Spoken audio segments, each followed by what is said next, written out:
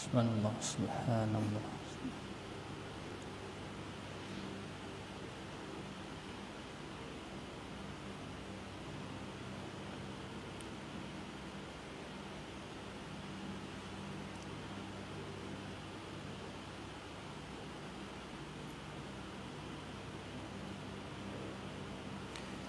Bismillahirrahmanirrahim. Assalamualaikum warahmatullahi wabarakatuh.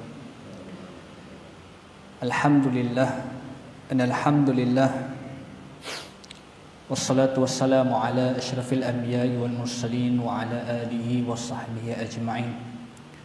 Allahumma salli ala sayyidina Muhammad wa ala alihi wa sahbihi wa man da'a bida'watihi ila yaumiddin, amma ba'd. Raditu billahi rabba wa bil islami dina wa bi Muhammadin nabiyya wa rasula.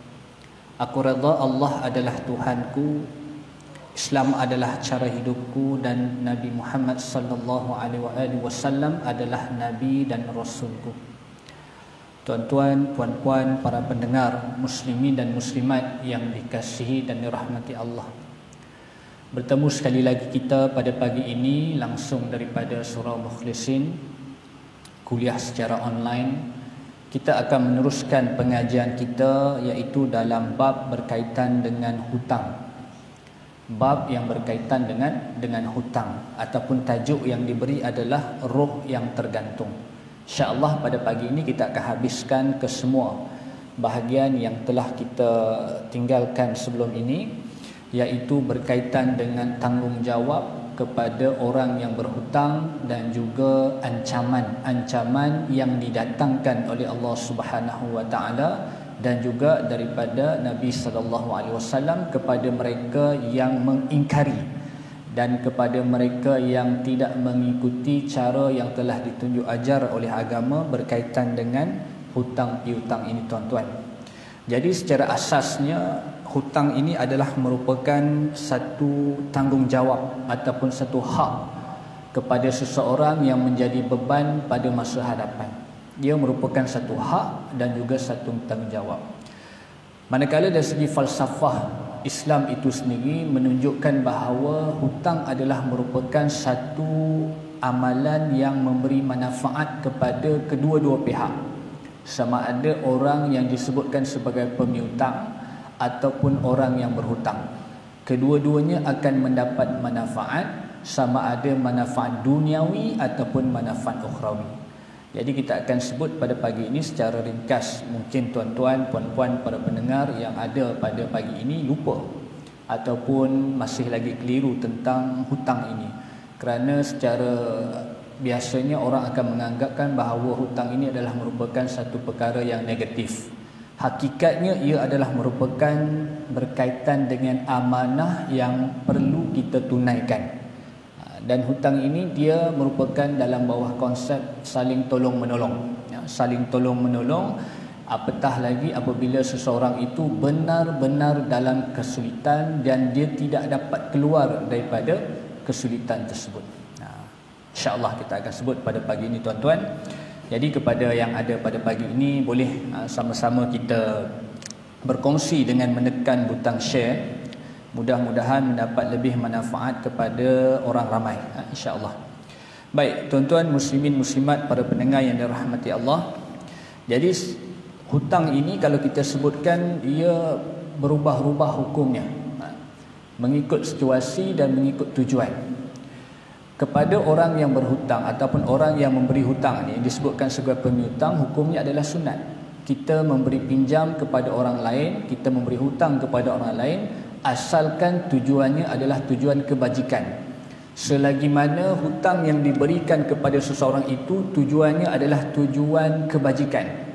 Tujuan dia adalah untuk menolong orang, dan orang yang menggunakan sama ada duit ataupun dalam apa saja bentuk aset yang ada untuk perkara kebaikan, maka ia adalah merupakan satu amalan yang sangat dianjurkan dalam agama kita. Bahkan Allah Subhanahu wa taala memberikan ganjaran-ganjaran yang tertentu kepada mereka yang suka membantu orang lain yang di dalam kesulitan.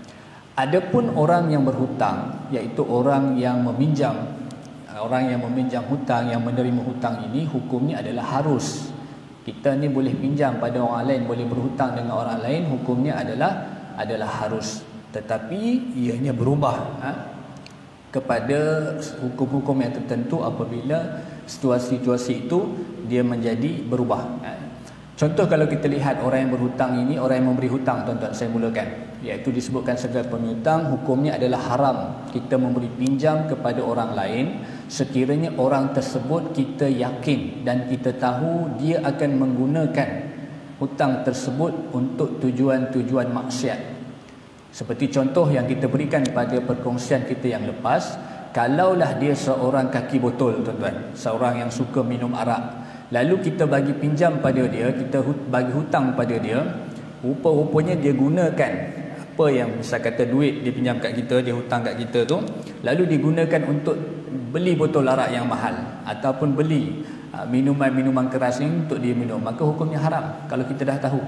Begitu juga kalau dia seorang yang suka berjudi ataupun dia seorang yang suka, orang kata, buat benda-benda maksiat ini, jadi benda ini hukumnya berubah menjadi haram. Dan yang keduanya, ianya berubah menjadi makruh sekiranya orang yang meminjam itu, orang yang berhutang itu, dia tidak menggunakan wang contohnya dengan cara yang betul. Ia hanya sekadar untuk menunjuk-nunjuk saja. Dia berhutang dengan tujuan perkara-perkara yang tidak berfaedah, perkara-perkara yang tidak memberi manfaat. Contoh mungkin dia nak show off, dia nak tunjukkan kehidupan dia, mungkin kehidupan yang mewah, sedangkan dia tak mampu pun, lalu dia berhutang. Lalu perkara ini hukumnya adalah makruh kita bagi pinjam pada orang yang macam ni, tuan-tuan. Jadi maknanya sebelum kita nak pinjamkan pada orang, kita kena kenal pasti dulu apa tujuan dia nak pinjam. Tanya dulu, jangan main bagi saja. Manalah tahu kalau kita bagi rupanya dia gunakan untuk jalan maksiat, maka hukumnya haram. Dan hukumnya menjadi wajib sekiranya orang yang berhutang itu adalah orang yang benar-benar dalam kesulitan, yang mana kalau dia tidak dapat meminjam ataupun berhutang, maka dia tidak dapat keluar daripada masalah dia. Kita ni, tuan-tuan, orang yang Allah bagi rezeki sedikit ni, tuan-tuan, ada kemampuan, maka wajib kita bantu orang yang sebegini.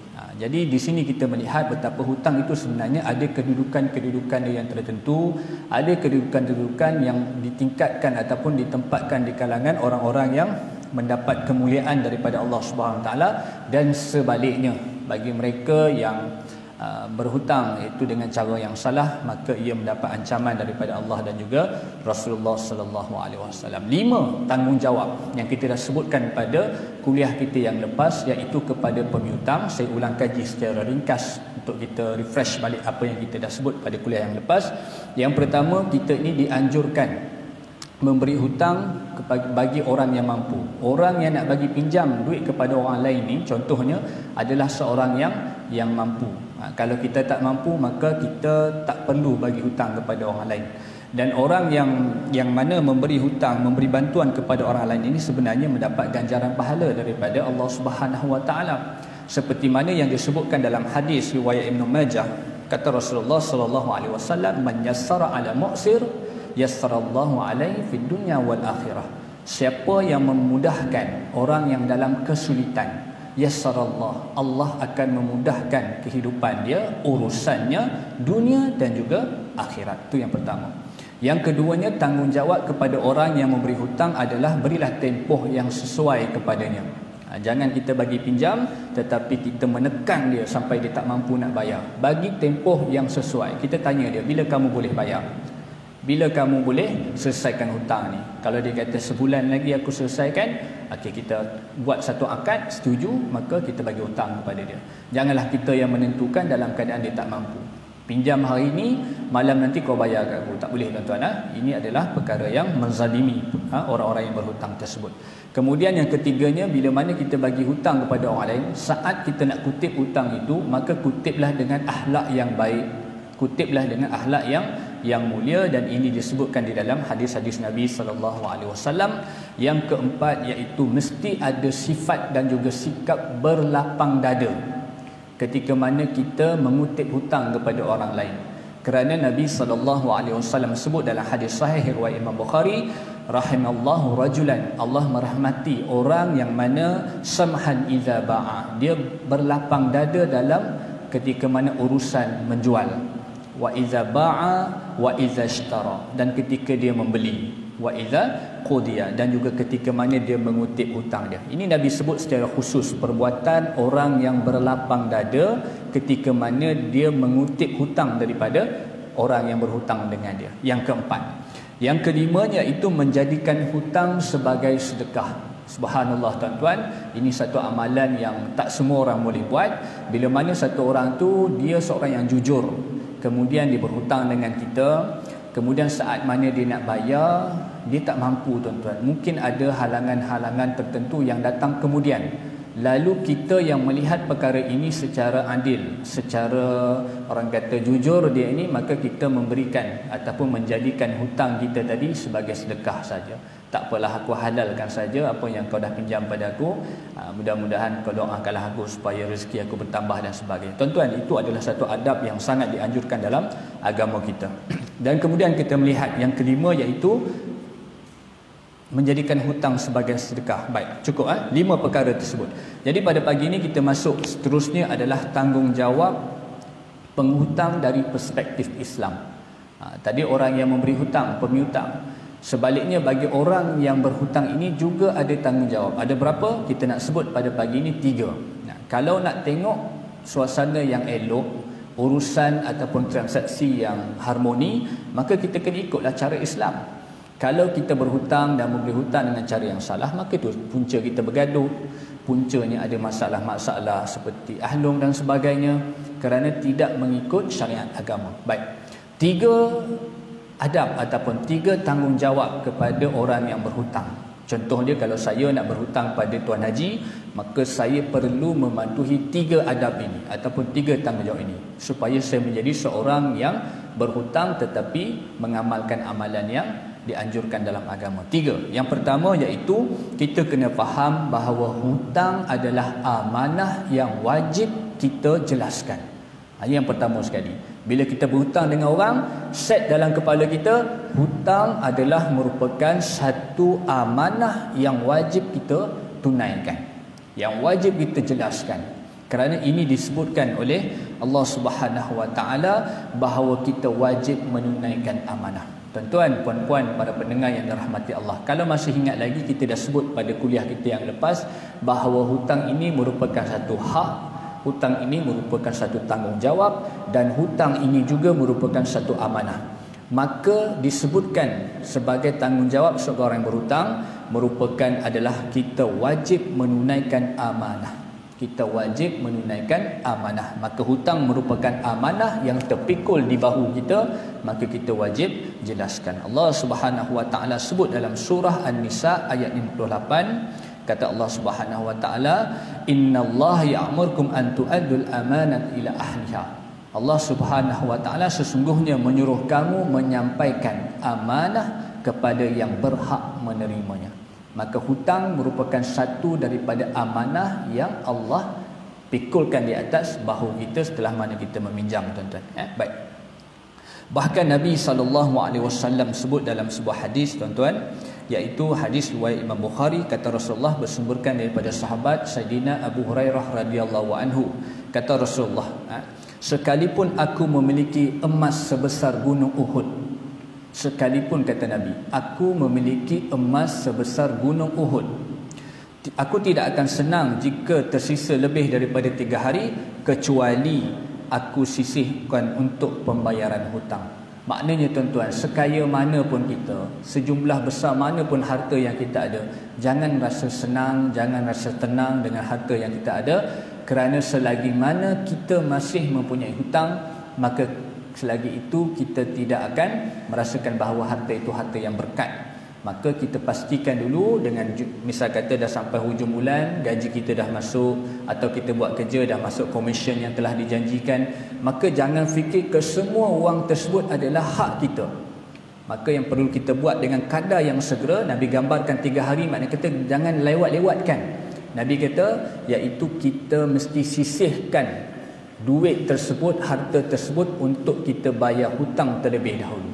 Ini kalau kita ada sikap begini tuan-tuan, insya-Allah orang yang kita hutang dengan dia pun senang hati dengan kita. Maka insya-Allah kalau tak ada masalah dalam kesulitan, dia akan bantu kita lagi. Yang pertama. Kemudian yang keduanya, saya janji ada 3. Yang keduanya iaitu berhutanglah dengan niat yang baik. Ini penting. Setiap perbuatan manusia itu disertakan dengan niat. Apa yang kita buat mesti ada niat. Niat ni kita dengan Allah Subhanahu Wa Taala. Allah Maha mengetahui niat kita. Kalau kita berhutang dengan tujuan untuk kita tutup lubang, gali lubang tuan-tuan, ini niat tak betul. Kita nak naya kawan tu. Kita ada 10 orang kawan. 10 orang kawan kita ni semua Allah bagi rezeki dia lebih tuan-tuan. Jadi kita jumpa kawan kita yang pertama ni, kita hutang dengan dia. Lepas tu kita jumpa yang kedua, kita ambil duit tu kita bayar pada orang pertama. Yang kedua berhutang, kita ambil yang ketiga tuan-tuan. Ni macam Saleh Yaakob nyanyi kan.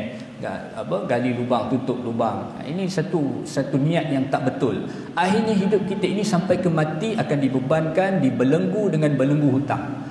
Maka ini kita kena jelas niat kita, kerana Nabi Muhammad sallallahu alaihi wasallam bersabda dalam hadis riwayat Imam Bukhari, kata Rasulullah, iaitu barang siapa yang mengambil harta orang yang berhutang. Nabi sebut secara jelas, barang siapa orang yang mengambil harta orang yang berhutang dengan tujuan untuk membayarkannya, yakni untuk mengembalikan hutang tersebut, maka Allah Subhanahu Wa Taala akan tunaikan untuknya. Allah akan mudahkan urusan dia tuan-tuan.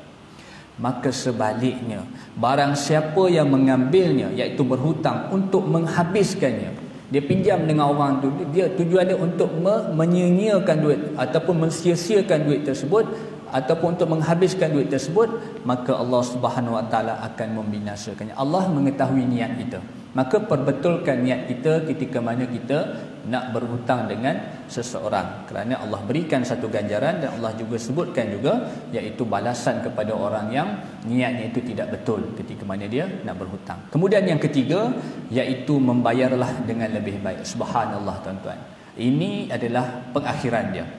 Yang pertama disebutkan tadi, bila mana kita berhutang, kita pastikan kita wajib, mesti ada azam untuk kita bayar hutang tersebut. Yang keduanya iaitu bila mana kita berhutang, kita pastikan kita letakkan niat yang betul tuan-tuan.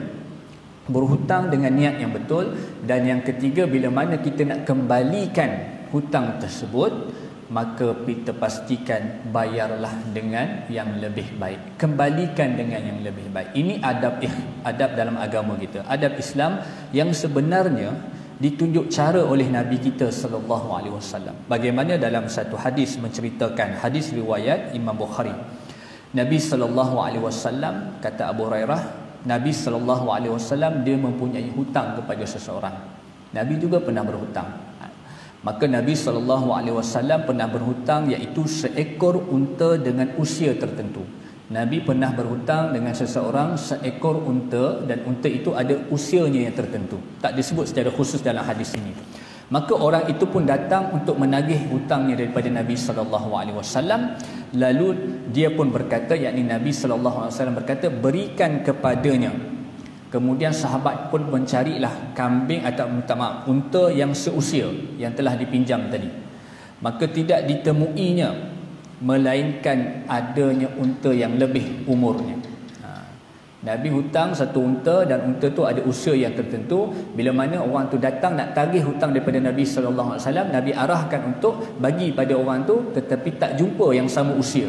Yang ada yang lebih usia. Maknanya tuan-tuan, unta yang lebih usia ni tentulah unta yang lebih besar, unta yang lebih sihat, yang lebih daging dan sebagainya.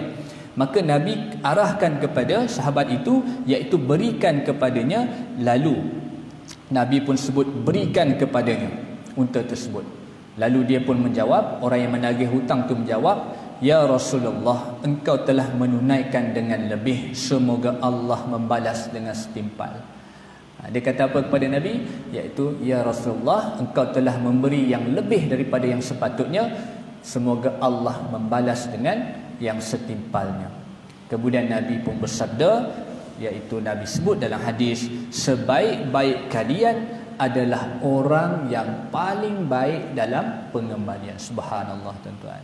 Sebaik-baik manusia, sebaik-baik orang yang memberi hutang, sebaik-baik orang yang berhutang, bila mana dia berhutang, dia mengembalikan dengan yang paling baik. Kita ambil contoh, kalau dalam hadis cerita bagaimana Nabi SAW bagi balik unta, tetapi unta yang lebih usia, unta yang lebih besar mungkin, unta yang lebih sihat, unta yang lebih daging dan sebagainya. Kalau dalam konteks kita pada hari ini mungkin juga, misalnya kata kalau kita ambil konsep pinjam, kita nak buat kenduri kahwin anak kita tuan-tuan, dah tentulah kita tak ada barang-barang tertentu, kita pinjam pada satu orang. Misal kata kita nak gunakan untuk bunga paha tu, contoh kan, ataupun kita pinjam motor lah, kita pinjam motor pada kawan kita, atau kita pinjam kereta pada kawan kita, dia bagi pinjam. Dia tak janji pada kita, tak kata suruh isi minyak penuh, tak suruh kita cuci kereta, dia tak suruh pun, dia bagi pinjam je. Maka kalau dalam konsep pinjam, apa yang kita pinjam tu kita kembalikan. Kalau dia letak syarat, dia kata pinjam kereta aku tapi isi minyak penuh, itu dah bukan konsep pinjam.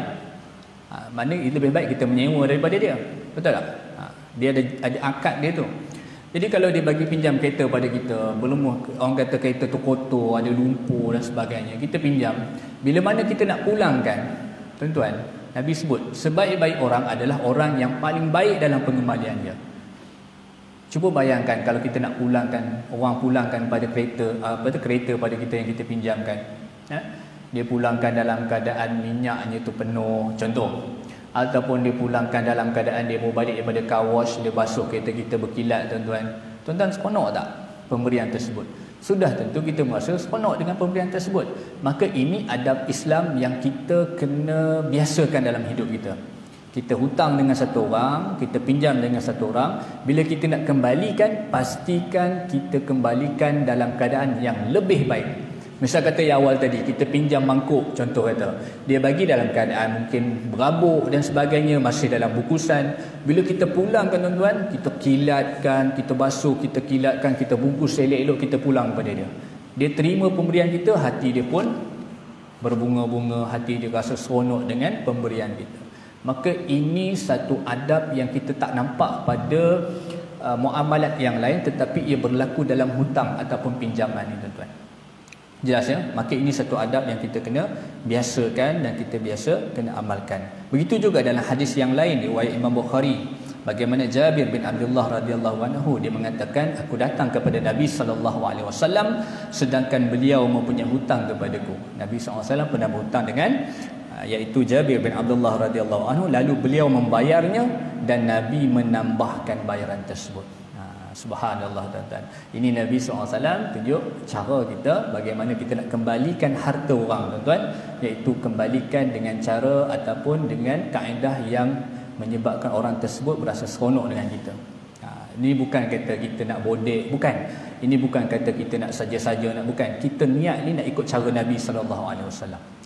Kan? Jadi kita ni akan dilihat satu orang yang sangat berakhlak, satu orang yang sangat beradab dalam muamalat, insya-Allah. Baik, kemudian kita masuk pada bab iaitu bila mana disebutkan tanggungjawab, maka sudah pastilah sekiranya kita mengingkari kesemua tanggungjawab tersebut, kita tak follow, kita tak ikut tanggungjawab pemiutang, kita tak ikut tanggungjawab orang yang berhutang, maka didatangkan beberapa ancaman. Bila mana kita tak ikut apa yang telah diaturkan oleh agama kita, maka didatangkan ancaman-ancaman daripada Allah Subhanahu Wa Taala. Juga disebut dalam hadis-hadis Nabi Sallallahu Alaihi Wasallam, ada 6 ancaman untuk orang yang enggan membayar hutang. Orang yang dia tak mau bayar hutang dia, tuan-tuan, bukan hidupnya tenang, bukan hidupnya boleh lari-lari, tetapi sebenarnya dia telah mengundang ancaman daripada Allah Subhanahu Wa Taala. Yang pertama, orang yang enggan membayar hutang mati dalam keadaan berhutang, pahalanya menjadi ganti. Allahu Akbar. Dia mati, tuan-tuan, dalam keadaan berhutang, pahala kebaikan yang dia amalkan di dunia ni, tuan-tuan, menjadi ganti kepada hutang-hutang dia tersebut. Jadi kita nak bawa apa lagi depan Allah Subhanahu Wa Taala? Amalan kita semua habis dah bayar dengan hutang kita, tuan-tuan. Ini disebutkan dalam hadis riwayat Ibnu Majah. Kata Rasulullah sallallahu alaihi wasallam, "Man mata wa alaihi dinaru aw dirham, qudiya min hasanatihi laisa samma dinar wala dirham." Kata Rasulullah SAW, barang siapa yang mati dalam keadaan masih memiliki hutang, man mata wa alaihi dinar au dirham, dalam keadaan masih memiliki hutang, Nabi gambarkan analogi dia, 1 dinar atau 1 dirham, wang emas ataupun wang perak. Kata Nabi, qudiya min hasanatihi, maka hutang tersebut akan dilunaskan dengan kebaikannya di hari akhirat nanti.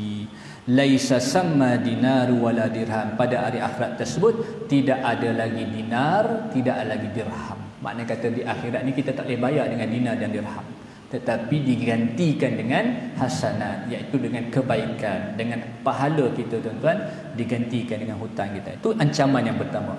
Betapa ruginya kita beramal separuh mati di dunia ni tuan-tuan, rupanya mati dalam keadaan berhutang. Di akhirat kelak hutang-hutang tersebut digantikan dengan pahala kita ataupun amalan kita di dunia ni tuan-tuan. Maka rugilah kita bila ditimbang amalan kita di mizan, maka tak ada lagi, tinggal semuanya dibayar hutang orang. Begitu dengan hadis yang lain kita sebutkan bagaimana muflis satu orang tu dengan dia mencaci, dengan menzalimi orang lain, juga muflis kita tuan-tuan. Jangan kita jadi orang yang muflis di akhirat. InsyaAllah tuan-tuan, sama-sama kita beringat perkara ini. Yang keduanya, ancaman yang didatangkan oleh Nabi SAW dalam sebuah hadis riwayat Imam Tirmizi, iaitu berkaitan orang yang berhutang urusannya akan tergantung. Ini yang disebut pada tajuk kita sebenarnya. Tajuk yang kita bawa adalah roh yang tergantung. Bila orang kata roh yang tergantung ni, cerita macam hantu kat Limah ke? Bukan. Dia bukan cerita hantu kat dunia ni. Tiba-tiba dia dah mati, kemudian kecoh satu kampung, ada roh, ada ni, dia masih nampak lagi kelibat dia, jalan tengah malam dekat jalan seorang-seorang. Bukan. Ini bukan cerita hantu tuan-tuan. Ini nak cerita orang yang berhutang, urusan dia akan tergantung di hari akhirat kelak. Jadi hadis yang dibawakan oleh Nabi SAW ini yang disebutkan, nafsul mu'min mu'allaqatun bidaini hatta yuqda anhu. Jiwa, roh seorang mukmin itu akan tergantung, kata Nabi SAW, dengan hutangnya sehingga dia melunaskannya. Roh seorang mukmin itu akan tergantung dengan hutangnya sampai bila? Sehingga dia melunaskannya. Hatta yuqda anhu, sehingga dia melunaskan hutang tersebut, sehingga hutangnya selesai tuan-tuan. Dengan cara apa? Kita akan sebutkan beberapa kaedah yang disebutkan dalam agama kita. Maka bila sebut roh yang tergantung, dia agak umum. Makna kata bila mati satu orang tu, roh dia tetap naik ataupun tak bertemu dengan Allah ataupun tak sebagainya. Kita berfikir-fikir, maka kita kembali kepada apa yang ulama sebut. Saya nak bawa 3 pandangan daripada ulama berkaitan dengan roh yang tergantung. Mudah-mudahan kita tak keliru lagi tuan-tuan. Banyak orang dia bagi takrifan dia sendiri. Lebih baik kita kembali kepada takrifan yang ulama dah kaji. Yang pertama disebutkan oleh Al-Munawi. Maksud nafsul mu'allaqah ni tu, jiwa yang tergantung ni tuan-tuan, maksud dia apa? Yang pertama disebutkan oleh Munawi, iaitu dia akan terhalang daripada kedudukan yang mulia yang telah disediakan untuknya. Contoh dia satu orang yang mati syahid fi sabilillah. Kedudukan yang sangat mulia pada syuhada, orang-orang yang syahid ini. Maka kata Al-Munawi, dia akan terhalang daripada mendapat kedudukan mulia tersebut sebagai seorang yang mati syahid, ataupun dia terhalang daripada masuk syurga bersama dengan orang-orang soleh. Nah, ini takrifan dia yang pertama. Syarah kepada hadis tersebut, yang dimaksudkan dengan roh yang tergantung, iaitu dia akan terhalang daripada kedudukan yang mulia dan yang telah disediakan untuknya, iaitu mati syahid, ataupun dia terhalang wa'iyadzubillah daripada masuk syurga Allah Subhanahu wa taala bersama dengan orang-orang yang soleh. Itu pandangan yang pertama. Adapun roh al-mu'allaqah ni, roh yang tergantung ini, jiwa yang tergantung kerana hutang ini, disebutkan oleh As-Suyuti. Dia sebut apa? Yang dimaksudkan dengan roh ini adalah ditahan dia daripada mencapai makamnya yang mulia. Ditahan dia daripada mencapai makam yang mulia. Setiap orang di hari akhirat, di alam barzah ni tuan-tuan, bisa kata dalam kubur ni dia ada kedudukan-kedudukan yang tertentu. Orang yang amalan-amalan yang khusus yang diamalkan di dunia, ada kedudukan, ada makam dia tertentu. Semuanya itu akan terhalang oleh Allah Subhanahu wa taala kerana masalah hutang. Maka rugi tuan-tuan. Ini satu ancaman yang sangat berat sebenarnya, kerana itulah pengakhiran kehidupan kita. Dunia ini bukan pengakhiran kita tuan-tuan, bukan tujuan kita. Kerana kita akan kembali ke negeri yang lebih abadi, iaitu di alam akhirat kelak. Jadi rugilah kalau kita bila sampai di sana nanti, segala amalan kebaikan kita, segala amalan khusus kita ini terbatal atau tergantung atau tertahan, iaitu dengan masalah hutang kita. Maka pastikan kita dah buat satu perancangan dalam kehidupan kita. Sebelum aku tutup mata ni, aku mesti selesaikan hutang aku dengan kadar yang segera. Berat sungguh tuan-tuan kalau kita nak sebutkan.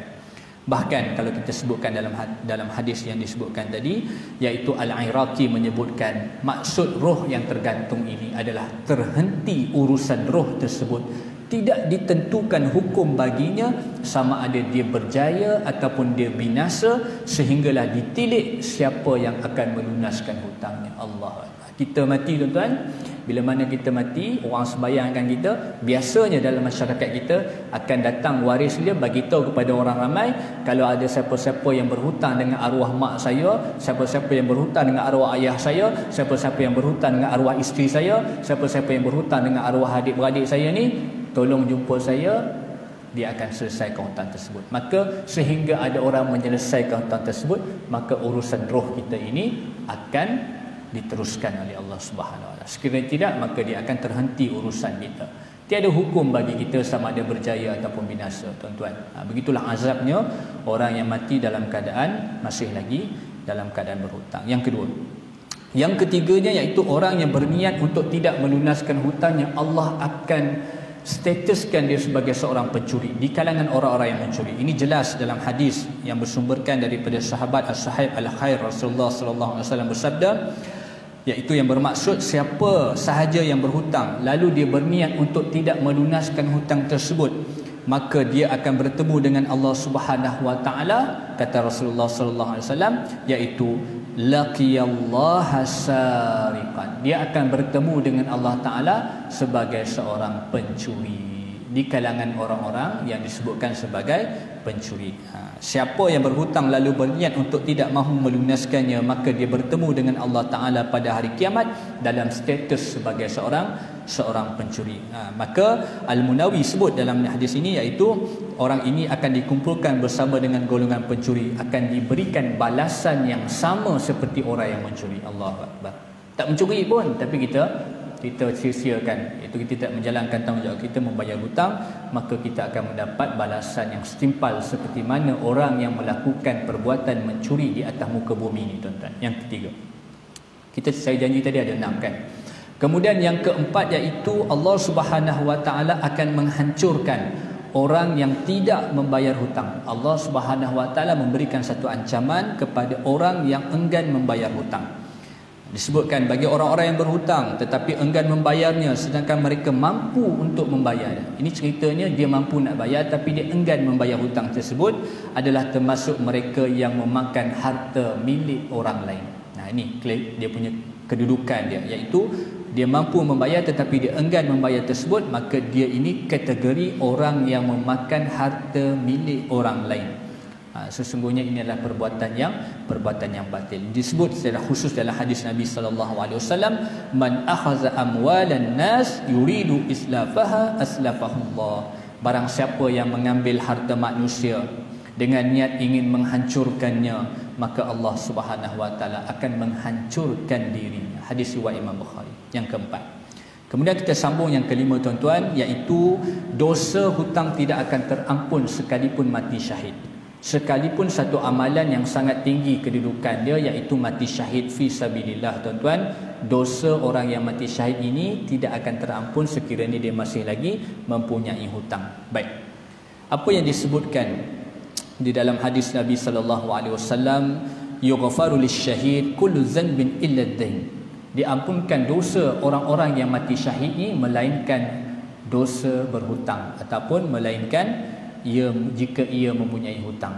Bukan dosa berhutang sekiranya dia masih mempunyai hutang. Digambarkan setakat kita ni mati dalam keadaan biasa misalkan tu. Tetapi orang yang mati syahid ini Allah ampunkan ke semua dosanya.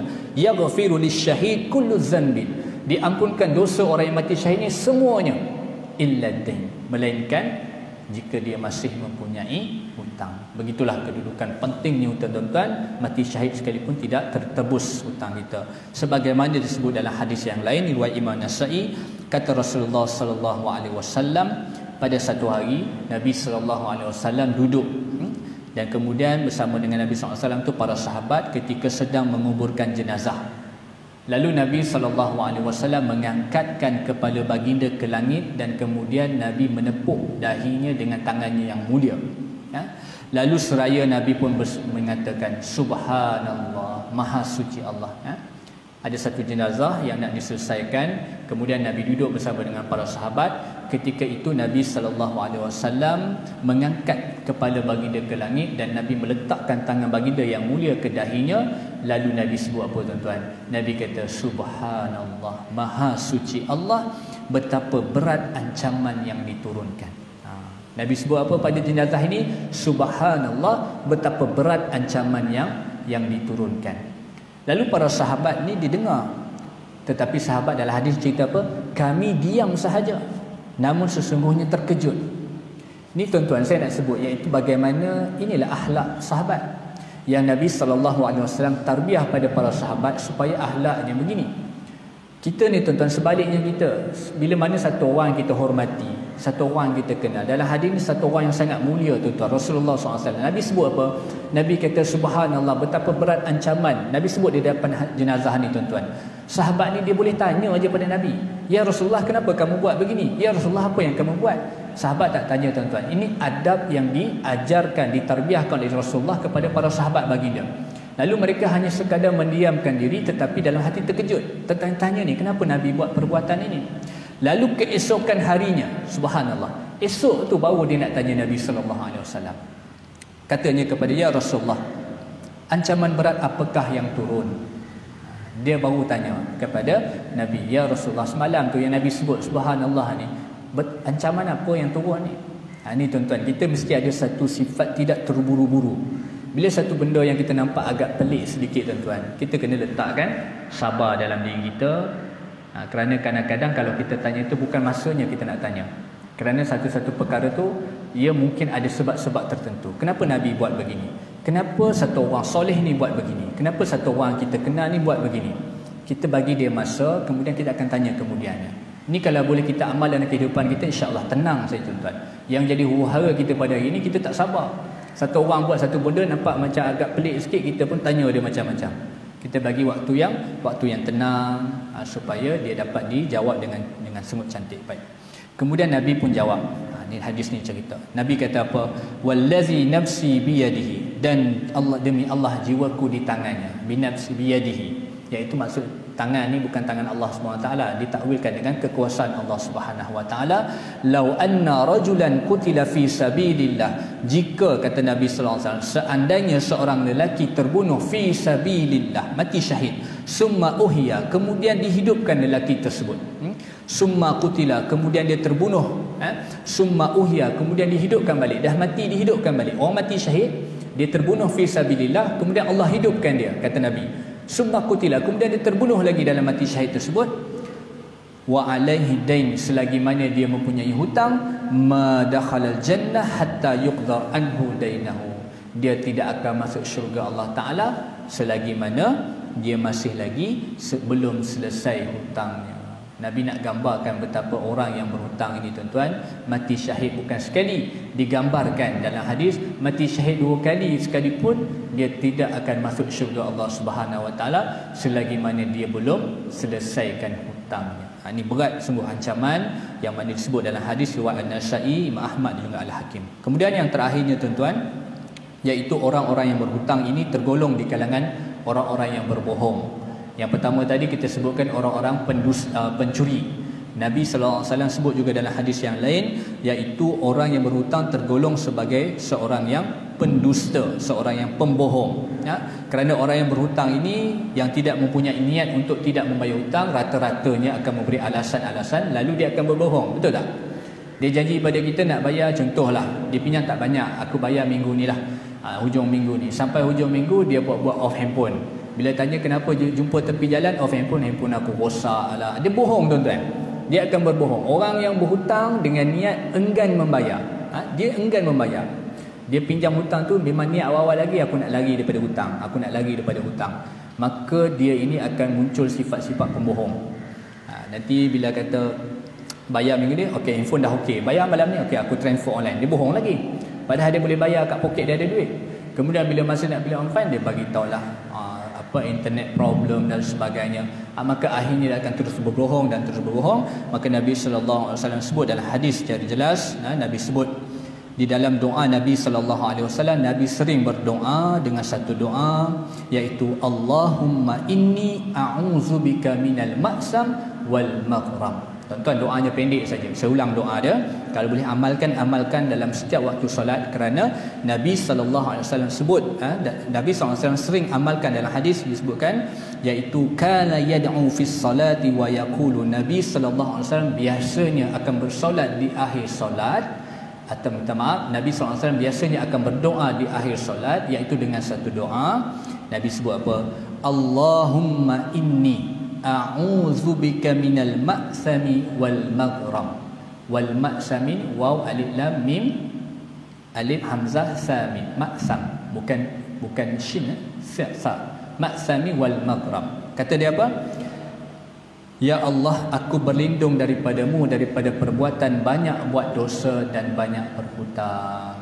Amalkan doa ni tuan-tuan. Allahumma inni a'udzubika minal ma'sami wal maghram. Allahumma inni a'udzubika minal ma'sami wal maghram. Allahumma inni a'udzubika minal ma'sami wal maghram. Ya Allah, aku lindung dengan Engkau wahai Allah daripada perbuatan yang banyak dosa dan juga banyak berhutang. Inilah doa yang diamalkan oleh Nabi sallallahu alaihi wasallam setiap kali mana baginda selesai daripada solat baginda Nabi sallallahu alaihi wasallam.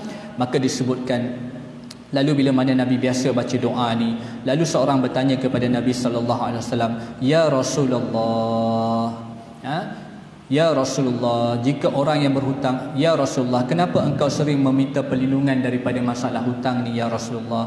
Lalu Nabi pun menjawab, jika orang yang berhutang dia berkata, dia akan sering berdusta, jika dia berjanji dia akan mengingkari. Ini Nabi sebut secara jelas. Nabi kata apa? Inna rajul idza gharam, seorang tu bila mana dia ni suka berhutang, haddasa fakazzaba, maka dia akan berkata dan dia akan sering berdusta, wa wa'ada fakhlafa, maka dia akan mengingkari janji dia. Inilah sifat biasa orang yang berhutang tetapi dia niat dia tak mau bayar hutang orang, tuan-tuan. Maka ini kita sebutkan betapa beratnya sebenarnya ancaman-ancaman yang disebutkan oleh Allah Subhanahu Wa Taala, yang disebut oleh Nabi sallallahu alaihi wasallam, sehinggakan pengakhiran kita pada pagi ini, tuan-tuan. Saya nak bawa satu hadis menceritakan bagaimana dalam satu peristiwa, iaitu Nabi sallallahu alaihi wasallam pernah ingin menyembayangkan ataupun mensolatkan satu jenazah. Hadis riwayat Imam Hakim, Imam Ahmad juga Al-Baihaqi menceritakan daripada Jabir bin Abdullah radhiyallahu anhu. Seorang lelaki, Jabir kata apa? Seorang lelaki mati dan kami pun memandikan jenazahnya. Lalu kami mengafani dan memberi wangi-wangian. Kemudian kami letakkan untuk disolatkan oleh Rasulullah sallallahu alaihi wasallam. Kemudian azan solat pun berkumandang, maka Nabi pun datang bersama kami dengan melangkah perlahan. Kemudian Nabi kata apa? Barangkali rakan kalian ini mempunyai hutang. Nabi tanya. Sebelum Nabi nak solat tu, Nabi tanya pada sahabat, Nabi tanya pada Jabir, barangkali sahabat yang kamu dah uruskan jenazah dia ni, nak solat ni, barangkali dia mempunyai hutang? Nabi tanya. Lalu mereka pun menjawab, ya, 2 dinar. Dia ada hutang rupanya 2 dinar. Maka Rasulullah pun berundur ke belakang. Nabi tak jadi nak solat. Nabi berundur ke belakang. Ini sebut dalam hadis, tuan-tuan. Kemudian Nabi berkata, solatlah rakan kalian. Nabi tak mau solat. Nabi tak mau mengimami solat jenazah. Nabi kata, solatlah rakan kalian, sebab dia punya hutang 2 dinar. Tuan-tuan. Kemudian lalu berkatalah salah seorang daripada kami, satu orang namanya Abu Qatadah. Abu Qatadah kata apa? Ya Rasulullah, hutangnya 2 dinar tu menjadi tanggungjawab aku. Nampak tak? Ini sahabat, tuan-tuan. Sebelum kita mati, pejam mata kita, tuan, cari sahabat macam ni. Sahabat yang nak tolong kita sampai kita mati, tuan-tuan. Sampai kita nak bertemu Allah Ta'ala. Kalau tak jumpa sahabat macam ni, payah hidup kita, tuan-tuan. Orang kata dia ada hutang, anak-anak dia tak boleh bayar hutang dia, tuan-tuan. Waris dia tak ada ni, nak bayar hutang dia ni. Kita sahabat dia dunia akhirat. Hutang dia ni aku selesaikan. Kita cakap pada orang yang hutang, orang yang bagi hutang, hutang arwah ni aku selesaikan. Ni sahabat ni kalau kita ada dalam dunia kita, tuan-tuan, dapatkan sahabat macam ni. Kita kadang-kadang banyak sahabat di alam maya, di Facebook je, tuan-tuan. Itu bukan sahabat yang akan menemani kita di kubur nanti, bukan. Sahabat yang betul-betul menemani kita nanti, tuan-tuan. Sahabat yang sentiasa mengingatkan kita bila mana kita buat salah. Sahabat yang mana-mana kita ni nampak leka sedikit, ditegur kita secara personal, tuan-tuan. Bukan sahabat yang hentam kita, bukan sahabat dalam friend list kita, bukan. Itu bukan sahabat, itu kenalan kita saja. Mungkin orang suka kita, mungkin orang tak suka kita, tu biasa tuan-tuan. Baik, maka dalam hadis ni kita sambung. Lalu Abu Qatadah kata apa? Ya Rasulullah, hutangnya 2 dinar itu adalah atas tanggunganku. Dia bagi jaminan kepada Nabi sallallahu alaihi wasallam. Maka Rasulullah sallallahu alaihi wasallam Nabi tanya lagi, hutang itu menjadi tanggungan kamu? Nabi bukan tak percaya, Nabi nak meyakinkan lagi. Nabi kata, 2 dinar tadi menjadi tanggungan kamu? Lalu kata Abu Qatadah, ya Rasulullah. Dia kata, ya Rasulullah, maka dan si mati itu tertanggung. Nabi tanya lagi tu kan, hutang itu menjadi tanggunganmu, tertanggung daripada hartamu, dan si mati terlepas daripadanya? Nabi tanya tu tuan-tuan. Betapa beratnya hutang ni, bukan senang tuan-tuan. Kemudian Abu Qatadah menjawab, ya Rasulullah, ya betul ya Rasulullah. Maka Nabi pun mensolati jenazah tersebut. Nabi pun solatlah. Dah ada orang jamin nak bayar, Nabi pun solatlah jenazah tersebut. Kemudian selesai. Kemudian setiap kali, ini cerita selepas jenazah disolatkan, setiap kali Nabi SAW bertemu, Nabi jumpa dengan Abu Qatadah, Nabi tanya apa? Nabi kata kepada Abu Qatadah, wahai Abu Qatadah, apakah hutang 2 dinar itu telah engkau jelaskan? Nabi bukan tak percaya, Nabi nak bagi tahu pada kita, pada umat ni, itulah pentingnya hutang ni tuan-tuan. Bukan Nabi tak percaya pada Abu Qatadah yang dah bagi jaminan tadi, tapi lepas habis selesai tu, bila mana Nabi terjumpa je Abu Qatadah, Nabi tanya apa? Ya wahai Abu Qatadah, kamu dah selesaikan hutang 2 dinar tu? Subhanallah. Sehingganya Abu Qatadah mengatakan, ya Rasulullah, aku telah selesaikan ya Rasulullah. Maka Nabi pun bersabda, sekarang baru segar kulitnya. Nabi nak bagi tahu aman keadaan jenazah tersebut. Subhanallah tuan-tuan, beginilah yang disebutkan beberapa ancaman yang sebenarnya berat, sangat-sangat berat kepada kita. Mudah-mudahan kita mati dalam keadaan terlepas daripada hutang, mudah-mudahan kita mati dalam keadaan husnul khatimah, tak ada beban yang kita bawa di akhirat kelak, iaitu beban kita dengan orang lain. Mudah-mudahan hidup kita diberkati dunia dan akhirat, insya-Allah. Kita bertemu lagi pada kuliah-kuliah yang akan datang, insya-Allah. Pasti banyak salah dan silap. Aku qauli hadza, astaghfirullahal azim. Assalamualaikum warahmatullahi wabarakatuh. Subhanakallah bihamdika asyhadu an la ilaha illa anta astaghfiruka.